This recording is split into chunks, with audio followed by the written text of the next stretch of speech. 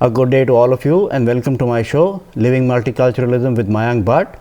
You're watching TAGTV. The program is brought to you by the Canadian Thinkers Forum. Friends, today we have with us a young actor who is definitely going to go places. I've seen him on various occasions in theatre, and recently I also saw his film. He was outstanding. Let us welcome Sid Sawant. Thank you very much. Sid, I want to begin by asking you a very simple and basic question. Why have you chosen to be an actor? Not to sound cliche, but I think acting kind of chose me. Since I was very young, my mom put me on stage. I was 3 years old, and this was back in Saudi Arabia, and I was supposed to run out on stage in a nightgown, holding a lantern, run around in a circle, and then run off stage. That was it. That was my first debut role.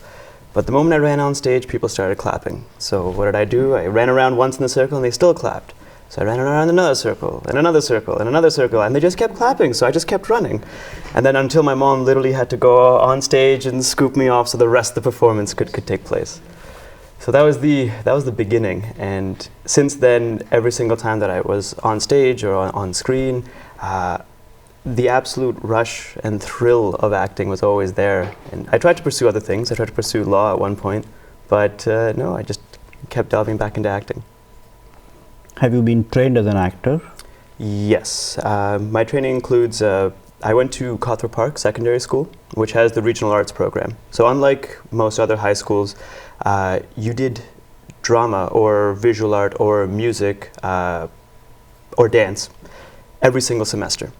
And you work with faculty who were working faculty in the industry, either in the television world or commercial world or theater world. And that leg up when I actually applied for universities was amazing, because our auditorium at Cawthra was a magnificent space to really work on things like diction and projection in a theater environment. Not a lot of high schools had that opportunity. They're doing it in gymatoriums or cafetoriums or places where it's just not designed with a proper lighting grid and great acoustics and whatnot. So Cawthra was the first leg up, and then I went to Humber College's Acting for Film and Television program. Remarkable program. Whether you're going in there just to have the basics and get a good knowledge about how to start acting, or you're going in there with a little bit of work behind you, Humber College really does well of teaching you the industry at all aspects, beginner, intermediate, and even delving into the advanced bits. And then after that, training with one-on-one coaches and whatnot throughout Toronto and Vancouver. How long has this process been for? It's been ongoing for the past 8-9 years. High school was 4 years, Humber College was 2 years, but then once you graduate, you're still consistently training with these independent classes. How have you benefited from these? Well, the beauty about the whole acting class world is that a lot of it is body awareness and self-awareness, gauging where your breath control is, and really getting in tune with your instrument. And that also transcends just the work world into just being good human behavior. You should, every once in a while, as a human being, check in to see, are you holding tension in any part of your body? As a human being, you should find out emotionally, how are you feeling today? These are things that general jobs don't actually will explore, but as an actor, you're forced to explore it so that you can have better control over your instrument and achieve greater heights in the emotional range. Now that on a personal level, it's nice. It's very relaxing. It brings you back to center. It allows you to deal with major trials and tribulations in your daily life. You can handle them with ease because it's just a matter of breathing, centering yourself, getting your wits about you, and carrying on. You've been doing theatre, I know, because I've seen you for the last 5 years at least. Mm-hmm. What has been your experience as an actor on theatre, on stage? The stage world is very different in comparison to the film world. It takes a different caliber of actor, I believe. In the stage world, you don't have a cut. You don't have a take two. So you have to memorize your entire piece all together as one. And then when you perform it, there are so many variables. Are you making sure you're hitting all your lighting cues? Is the actor you're playing opposite of, are they going to be able to remember everything that they are scripted to? If they forget, if they mess up, are you able to cover for them? And even vice versa, if you mess up, are they talented enough to cover for you? So stage acting, it really does, the actor does work hard a lot on stage, primarily because the lack of the cut. And the overall experience has been amazing. I mean, it really does, every theater project, there is a new challenge. Either it's some part of the script or some part of the blocking or just like overall the entire piece. And those new challenges just keep adding to the actors' rapport. And I feel that I've improved over the past couple of years with the whole theater acting. Which is, to you, the most memorable role that you have enacted on stage? I can recall a few, but I don't want to guide you on that. One of the most memorable ones would be when, with Savitri Theatre, we did Dance Like a Man, one of Mahesh Dattani's plays. And I had the opportunity of working with a phenomenal Toronto-based actor, Anant Rajaram, who I have looked up to for many years, and then having the actual opportunity to sit across from him in a scene and actually like play and do what we do, that was quite breathtaking. Another time was the opportunity I had to work with Kabir Bedi and Lisa Ray with the Sampradayas production of Taj. That was we performed for the Luminato Festival, and being in front of that caliber of audience with that many people and having that entire experience of being a theater actor was a lot of fun. It is said that stage is the actor's medium and cinema is the director's medium. To what extent do you relate to these statements? Well, in the stage environment, the intimacy between you and your audience is quite far. A very talented actor can build that intimacy to the row double Z all the way up to the very, very back. Whereas in film, you have the camera to come in nice and close. They can see the smallest eye flicker. They can see the mouth quiver slightly. They can see such small, intimate details. And that is more on the director's choice. The director's choice to say, you know what, let's push in for this moment. This moment is very important. Or let's pull back. Let's see what his entire physicality is like. Theater, you don't have that camera to do that for the audience. So I agree with those statements. Do you relate more to cinema or to theater? They're both different beasts, and in all honesty, I aim to do 1 to 2 theater projects a year because the muscle of acting I feel is stronger in the theater world. Whereas as a medium for storytelling, personally, I enjoy film. I enjoy that intimacy. I enjoy that ability to really get in close and see the micro expressions that most people don't even realize that they have. So that's how I'd gauge both those two worlds. I recently saw a film of yours about gang warfare and the new immigrant experience. Mm-hmm. What I found remarkable was the manner in which you were able to relate or narrate that character almost true to life. Thank you. What drove you to do that kind of that kind of performance? The best part about the job is the different challenges and the different characters you get to take on. Because I am in no way, shape, or form a hardened gangster. I don't do drugs. I don't deal guns. I've never killed anybody. But in the film world, you have to find something to relate so that you can get to that mental state, that you can do these things. You are achievable of doing these things. And so that process of getting into that something which is so far from my personal self. Like I would like to say that I have a quiet individual. I enjoy my books and coffee and taking it easy and whatnot. But that movie really it gave that acting challenge to enter a realm that I don't get a chance to ever actually partake in. And so the process was tough at first, but slowly with the cast and the crew, they were an absolute pleasure to work with. And they made it really easy. We got a chance to really hang out and really become friends off camera. So that I guess that really helped translate to us being friends on camera. And the overall experience was a lot of fun. It was a lot of fun to play with the new unmarked territory. You've done other films also last year. Yes. Please talk about that. I did another feature film, Dowry, which is about it deals with old world thoughts versus new world thoughts regarding the dowry and whether it's still what its effects are on the current society. As well as I did a short film called Sun, which was an amazing experience. It was done by Harminder Phul and Sachin Mahashi, and it had gone through 8 film festivals and won 2 awards. and that was definitely a very new experience for me to go to a festival in not just in the Toronto region. I went to one of the screenings in Chicago, and that experience of attending a film festival out of your home city was breathtaking. I also remember a play which I saw recently called Case Number 99. So Case Number 99 was written by Yogesh Soman, and originally it was in Marathi. And my mom, Sid Sawant, she translated it into English. And with Savitri Theatre, they've always given a chance for new upcoming actors to go on stage and perform in front of large audiences and whatnot. So Case Number 99 was amazing because it was 3 young Toronto-based actors working. It was one of our first times ever. I'm not going to say who, but it was one of our first times ever. And the reception of that show was with such great appreciation that we're actually doing 9 more shows in downtown Toronto between May 5th and 14th. This is at the Fringe Festival. Actually, this is at Buddies at Bad Times. Oh, okay. Yes, this is not a part of Fringe, but that'll be the next year's project. What is the play about? It is, it's one of those wonderful whodunit plays where I can't say too much without giving away too much of the plot, but it revolves around the story of a gentleman has died. Is it suicide or homicide? And he's left behind a beautiful widow.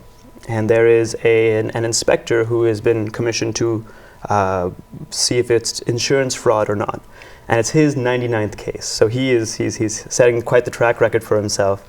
And it's the story about how the widow interacts with the cop and or other characters to come to a conclusion. I can't say much more without ruining it, my goodness, wow. What I liked about the play was, and I don't want to give out the storyline in any way whatsoever, but the fact that, and you mentioned this, is that these were young actors who were very polished, who were very, very good at what they were doing. And that was breathtaking. Thank you. That I feel is partially the talent of the actors. They are both amazing. Seth and Reina are an absolute pleasure to work with.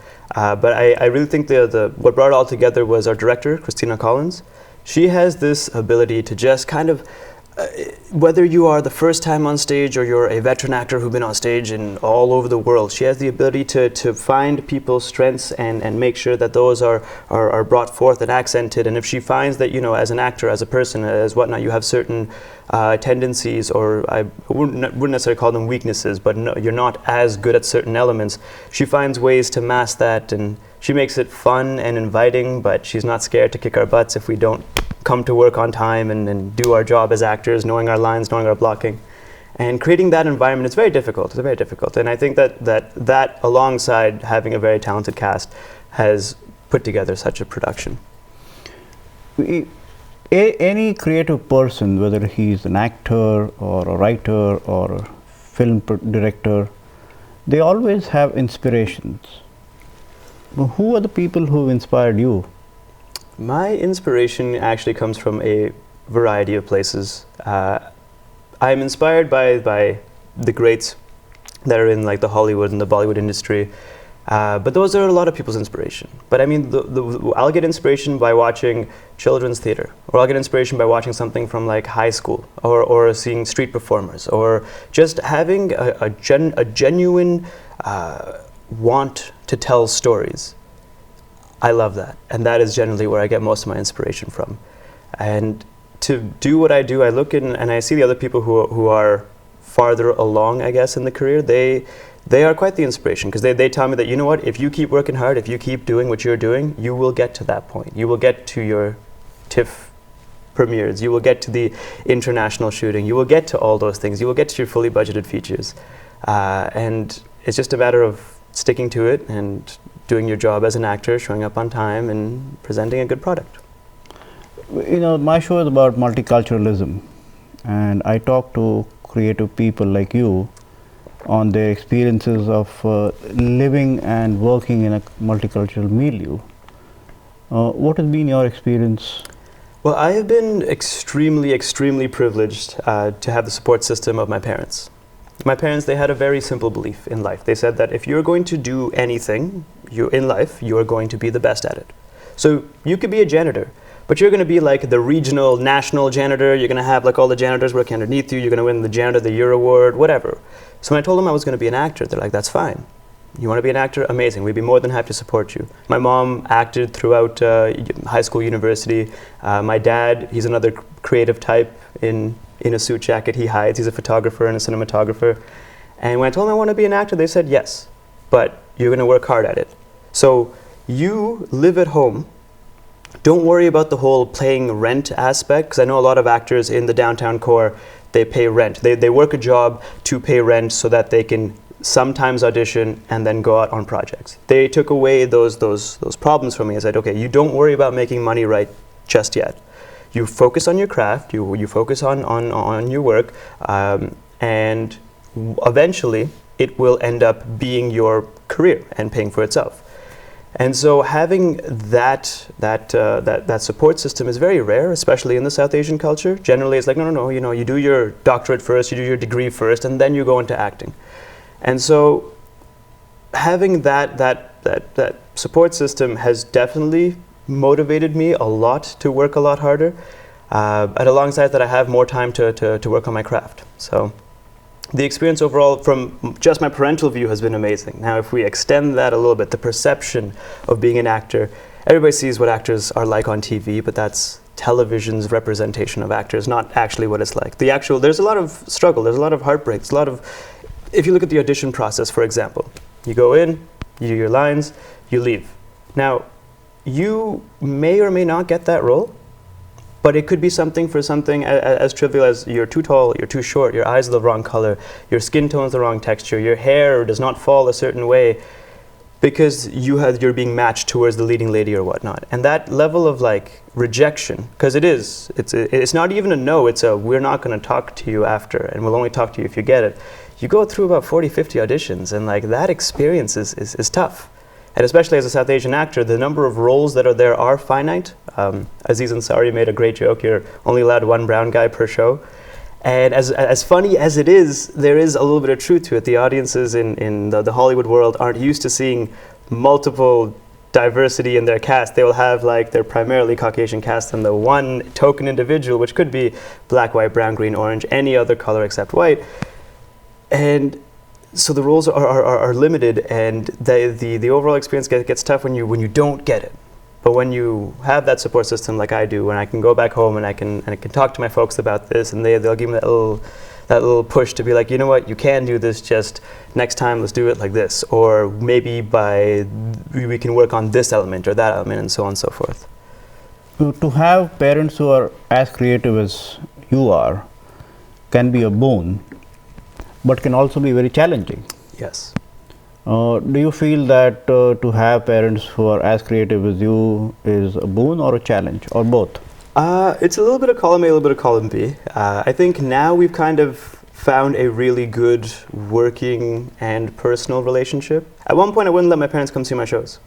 Like if I was performing, I'd be like, if you guys are coming in, at the back, don't let me see you. I don't want to make eye contact with you while I'm scanning the audience and whatnot, because I was so nervous. Because that's where the bit of a challenge comes in. Because you know that they're not those parents who are just going to be like, son, you did such a good job, well done. Oh, it's okay, you messed up that one line. But like both my folks, they look at different elements. My dad is a cinematographer. He's looking at X, Y, and Z. And then my mom, performance-wise, is looking at like 1, 2, and 3. And it's a lot of things. It's always a great conversation after I perform, like the car ride home, because it's very detailed. And sometimes you're like, well, can't you guys just like enjoy it and just be okay with what I did? Like, I know that I missed my blocking at this point, and I know that you could see me thinking, and I'm covering for myself, and I know that you guys can see this, but like, do you have to comment about it?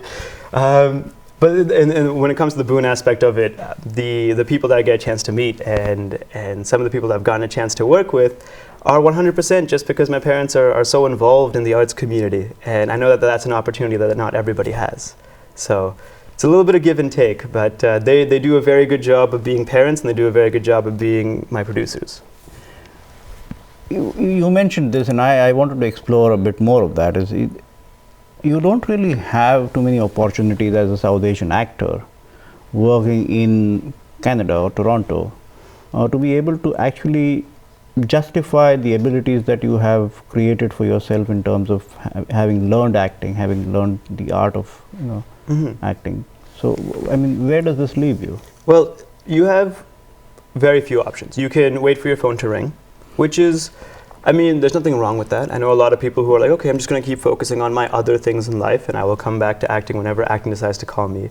Or the other option is to start creating your own work. South Asians have a plethora of stories that they can tell, personal experiences, grandparents' experiences. I find it hard to believe that there are still people alive that were there during partition times. That's an amazing story. That's a terrifying story. When my folks are telling me that these are the things that actually happened, there are so many stories to tell. So starting to create your own work is key. Because it's a matter of, we're in this new age where digital mediums are there, and you have like your YouTubes, and to shoot, you don't need a big studio budget, you don't need this big camera with film and 200 people on set to do that. You have people doing it by themselves with a camera person, and that's about it. So instead of waiting for somebody else to tell your story, I've just started writing and creating my own stories. And how has that experience been? It's been good. It's been good. We have a new project coming up. I can't talk too much about it, but I can give you the Spark Notes version. It's called Sag, a love story, and it basically explores the journey of a South Asian male who is that weird gray area of first generation, where I moved here with my parents when I was super young, but I wasn't necessarily born here, but a lot of my customs are from here. But when I go back, all my white friends will be like, oh, hey, he's the brown guy. But when I go back home, I don't have that much in common with the average Indian male. I have more in common with the average Canadian male. So it's a story about that, and a little bit of love, a little bit of romance, a little bit of magic. And once originally me and my filmmaking partner, we wrote it, we were just going to shoot it and have it, but the moment we started telling people about it, people would start getting genuinely interested.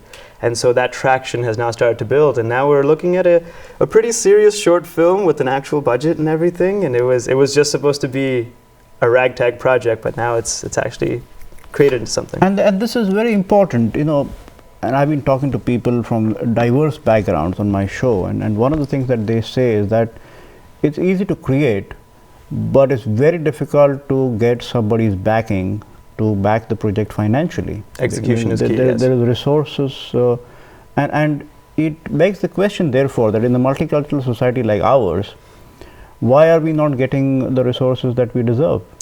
I think the conversation is now taking a different turn, because now it's that you have a variety of people who are outside the arts world, who have created financial stability for themselves and whatnot, and even they are starting to ask, why aren't we seeing more South Asians or people of color on screen? And now that they are starting to ask that questions, us as the art creators can come and be like, hi, would you like to invest in something to see more people of color on screen? And then now the answer is starting to be yes. But that conversation has taken, I don't know, over a decade to actually happen, because before it used to be, you would ask somebody for funding and they'd be like, no, that's not necessarily something that I necessarily want to see. But now it seems that the trend is more and more people would rather see South Asians, not just in like South Asian roles like the cab drivers and the store clerks, but like just to see somebody of color in a leading role. That could be swapped out with somebody who was of Caucasian descent or somebody who was African American. It doesn't actually, like the whole like colorblind casting concept is starting to become more and more of a thing, which I feel that in the next 3 to 5 years, it will be a common thing. You will see a South Asian male as the lead on a TV show, not because he's brown, it's not because he has an accent, or it's not because his parents are store clerks or cab drivers or whatnot. It just is. And that has taken a long time to get to this point. Do you feel that it will happen soon? I would love if it would happen soon, but I feel that this is as the audience is starting to change, the audience is starting to adapt and expand themselves as audience members, then the content will then expand as content. I want to ask you this because you clearly don't belong to the first generation immigrants. No. You came here when you were very young. A lot of what happens in South Asian theater or creative world would leave you cold. Am I right in assuming that? A little bit, yes. and yet there is nothing that is being created that would relate to a vast majority of people who belong to your kind of group. Also correct. What is the reason for this? Personally, I would think that it has to do with the... Let me add to this question. There is no Canadian content to theatre that is South Asian in origin. Okay. Am I right in assuming that? There is some. I wouldn't say that there's no content, but there is minimal. So why isn't this happening? Again, this goes back to... It is related to what you were saying, that now that private sector is also willing to help fund, but there is nothing to fund. Yet. There are things that are developing, and now you have the return on investment, or like the question that everybody asks is like, what is going to happen? Like, financially, is this a lucrative investment? And that question is starting to be asked less and more on, let's break even on this project so we can tell our stories. And that concept, it is quite sad to see that not a lot of South Asian theatre is being funded the way that you see how everything else is. But it's getting better. It is improving. So I wouldn't say that no content is being funded as of just yet. I would say that minimal to growing is starting to be funded. What sort of theatre would you like to see, which is representative of being South Asian as well as Canadian? I would love to see more young actors on stage, actors who are in the same position as myself, where they don't quite identify with anybody else. I would love to tell our stories as well, because it is this weird gray area where in concepts of like identity and whatnot they do need to be explored. An example is that religiously I understand that we do a variety of customs and traditions. I don't know why we do them. I just do them because I'm told to do them and because somebody has relayed that information to me. But explaining why, like that is something that really hasn't transcended to this generation. So then we start to question it. We start to question the religion. We start to question the way that we do things, some of our traditions and whatnot. Why do we do this? And nobody's really giving us an answer. That would be an area that I would definitely love to explore more. Also, again, you spoke about the fact that you are amazed to know that there are people from the generation that witnessed partition firsthand still alive, and we need to tell their stories, most certainly. But we also need to tell the stories that you experienced when you were in school, right? Yes. The fact that you were a brown kid in a sea of white and black kids, you must have gone through a certain experience that was unique to you. Definitely. And your generation is is going to relate more to that than to what happened 70 years ago. But at the same time, I don't think that people should forget what has happened 70 years ago. I feel that there's a lot of, so when you look at Indian cinema or Indian theatre, there are a variety of hits that playwrights know or directors know that they're like, this will sell to a North American audience, so we will put this up now. And it seems to be the same type of stuff that's being put out over and over again. But there is more vastness than just the stories that are being told. And when you were talking about my personal story, that goes back to, do I wait around for somebody else to write that script, or do I write it myself? And that is why my upcoming project, like SAG, bears a lot of importance to me, because it is me telling my story, whereas instead of somebody else telling it for me. One of the questions that I wanted to ask you, and I know your background, which is why it is something that is relevant and pertinent, is you come from a background where within your own family, the unit of family, you spoke different languages. Yes. Your mother speaks one language, your father speaks another language, you speak a third language, and all of you speak a fourth language also, right? So this multilingual experience, how has that shaped your character? Well, the slightly embarrassing thing is that main Hindi bahut kharab hai, and that roughly translates to my Hindi is very terrible, I think.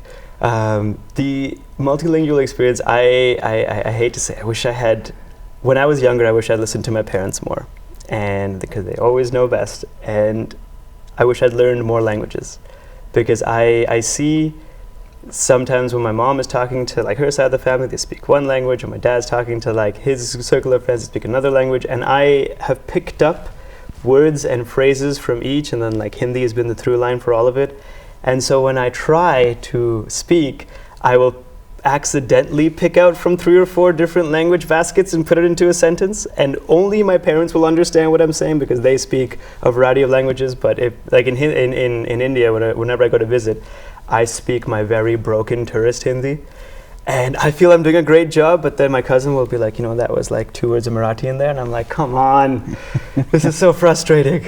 But I think that the bilingual experience is going to start to improve. I will start taking Hindi classes because I feel that to completely knock out that side of the world as a possible career opportunity is a bit irresponsible of me.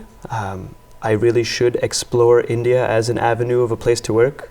It is a magnificent, magnificent country, and it's a lot of fun. I spent 2 months there working on 2 film projects in December. It's a different country to work in, but it's fun. It has its own quirks, which is very different than shooting and filming in North America.